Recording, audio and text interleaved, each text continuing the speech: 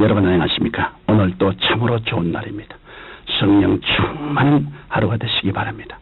저는 오늘 감사하는 복된 삶이라는 제목으로 여러분과 함께 은혜를 나누고자 합니다. 본문 말씀은 누가복음 17장 11절로 19절입니다.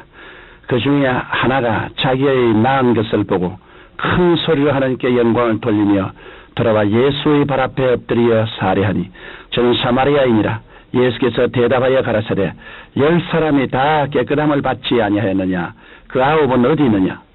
하루는 예수님께서 길을 가실 때 10명의 문둥병자들이 소리를 높여 예수 선생님이여 우리를 긍휼히 여기소서 하고 외쳤습니다.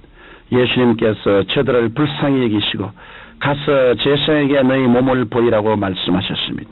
이 말씀대로 문둥병자들이 제사장에게로 가는 도중에 그들은 모두 깨끗함을 받았습니다.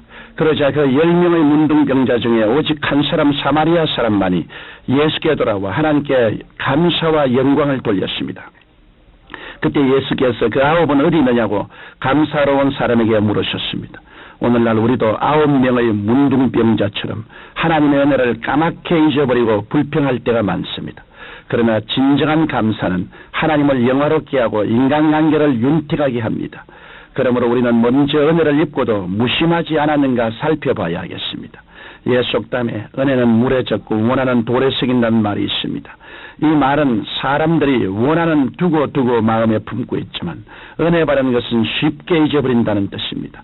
가장 무관심하기 쉬운 은혜가 부모님의 은혜입니다. 우리는 부모님 설화에서 바른 은혜는 생각지 못하고 부모님이 못해준 것만 기억하고 섭섭하게 생각합니다.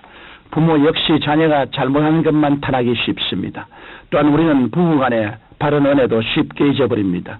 남편은 아내에게, 아내는 남편에게 서로 사랑을 받으려고만 합니다. 그래서 상대방의 희생과 수고를 당연지사로 생각하거나 아예 잊어버리고 불평합니다. 뿐만 아니라 우리는 스승의 은혜도 쉽게 잊어버립니다. 오늘 학생들이나 학부모들은 교사에 대하여 월급을 받고 가르치는 사람 정도로만 생각합니다. 이렇게 스승에 대한 존경심과 감사가 없는 상태에서 어떻게 올바른 교육이 성립될 수 있겠습니까? 스승 또한 제자에 대한 사랑과 학부모에 대한 감사가 없어서는 안 될 것입니다. 나아가 우리는 형제간의 사랑도 잊어버리기 쉽습니다. 형제간의 이해 타산이 앞서면 남보다 못할 수도 있습니다. 그러므로 형제는 서로 위급한 때 반드시 최선을 다해 도와주고 감사의 정을 가져야 할 것입니다. 더욱이 우리는 이웃의 은혜에 대해서는 거의 무관심합니다. 이웃끼리 불신하고 반목하며 선을 악으로 갚는 수가 더 많습니다. 이처럼 우리가 서로 바른 은혜를 망각하고 감사하지 않는다면 우리의 삶은 얼마나 삭막하게 되겠습니까? 그러므로 우리는 이웃에 대하여 항상 감사하며 살아가야 하겠습니다. 학식이나 지위가 별로 없는 사람도 바른 은혜를 감사하며 보답하며 산다면 참으로 훌륭한 사람일 것입니다. 그러므로 우리는 먼저 부모님의 은혜에 감사하는 사람이 되어야 합니다. 물론 능력이 많은 부모는 자식에게 잘해줄 수 있습니다. 그러나 능력이 부족한 부모라고 자식에 대한 사랑까지 부족한 것은 아닙니다. 자식에 대한 부모의 사랑은 누구나 깊고 애틋하며 어느 자식에게나 같습니다. 그러므로 우리는 부모님을 섭섭하게 생각하지 말고 부모님의 은혜에 보답하며 살고자 애써야 할 것입니다. 또한 부부 사이에도 감사를 잃지 말아야 합니다. 부부는 평소에 물론 어려운 때일수록 서로 위로하고 격려해야 시련을 극복할 수 있습니다. 나아가 우리는 스승에 대하여도 늘 감사해야 할 것입니다. 그럴 때 스승은 사명을 가지고 제자들을 훌륭히 교육할 수 있을 것입니다. 뿐만 아니라 형제간에도 혈연의 정을 늘 기억하고 서로 돌아보고 언제나 감사하는 마음을 가져야 할 것입니다. 오늘날 우리 사회에 필요한 것은 바로 이 감사하는 마음입니다. 감사하는 삶이야말로 인격을 고양시키고 가정을 화목케 하며 정감 있는 이웃을 만듭니다. 그래서 감사는 각박하고 메마른 세상을 아름답고 풍요하게 만들어주는 것입니다.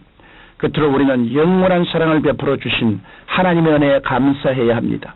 오늘 본문에서 우리는 사마리아인의 감사신앙을 높이 본받아야 합니다.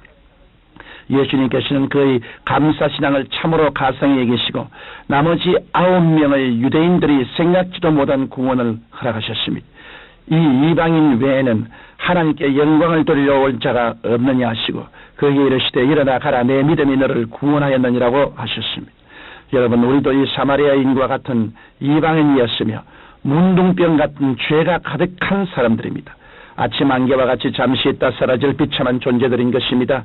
그러나 하나님께서는 우리를 불쌍히 여기시고 독생자 예수 그리스도를 보내주신 것입니다. 예수 그리스도께서는 우리 대신 십자가에 달리셔서 물과 피를 다 쏟으시고 돌아가신 지 3일 만에 부활하셨습니다. 그 은혜로 우리가 값없이 구원을 받게 된 것입니다. 이제 더 이상 우리는 죄책과 무의미와 죽음으로 멸망받을 존재들이 아닙니다. 하나님 자녀로 거듭나서 영생 천국에 들어가는 영광스러운 존재가 된 것입니다. 이러므로 우리는 진심으로 하나님께 감사드려야 합니다. 성령 안에서 무시로 기도와 찬양으로 하나님을 영화롭게 해야 하는 것입니다. 그리고 우리의 삶 전체를 들여 하나님을 섬기며 살아가야 하는 것입니다. 사랑하는 청취자 여러분, 감사는 하나님을 가장 기쁘시게 하는 것입니다. 감사는 믿음을 재는 척도와 같습니다. 그러므로 참된 마음은 감사로 표현됩니다. 문둥병을 고침받은 사마리아인이 주님께 감사했을 때 그는 치료보다 더 귀한 구원을 선물로 받았습니다. 우리는 하나님께 늘 감사로 믿음을 고백하고 감사로 영광 돌리는 산 제물이 되어야만 겠습니다. 성경에 감사로 제사를 드리는 자가 나를 영화롭게 하나니 그 행위를 옳게 하는 자에게 내가 하나님의 구원을 보이라고 하셨습니다. 그러나 사람들은 그 누구를 불구하고 감사하는 것보다는 불평과 원망을 하는 경향이 있습니다. 사람들은 자기가 현재 처한 환경을 바라보고 불평을 말합니다. 현재 자기가 당하는 여러 가지 불리를 위해서 불평하고 원망하고 탄식합니다. 감사는 좀처럼 하지 않습니다. 물론 좋은 일과 좋은 환경에 서서 감사하는 것은 쉽습니다만 환경이 어렵고 고통스러울 때 믿음으로 감사를 드린다는 것은 대단히 힘이 듭니다. 그러나 예수 그리스도를 믿지 않은 사람은 그렇게 감사를 드릴 힘이 없지만은 예수 그리스도를 구주로 믿는 사람은 어떠한 역경에서도 감사를 드릴 만한 이유가 있습니다. 그것은 하나님께서 우리와 같이 하셔서 하나님을 사랑하는 자, 곧 그 뜻대로 부르심을 입은 자들에게는 모든 것이 합력하여 선을 이루게 만들어 주겠다고 약속하셨기 때문에 이 약속에 서서 우리는 감사할 수 있습니다.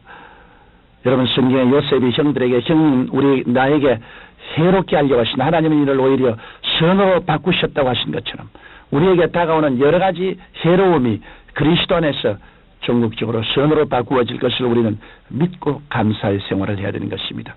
감사란 믿음으로 해야지.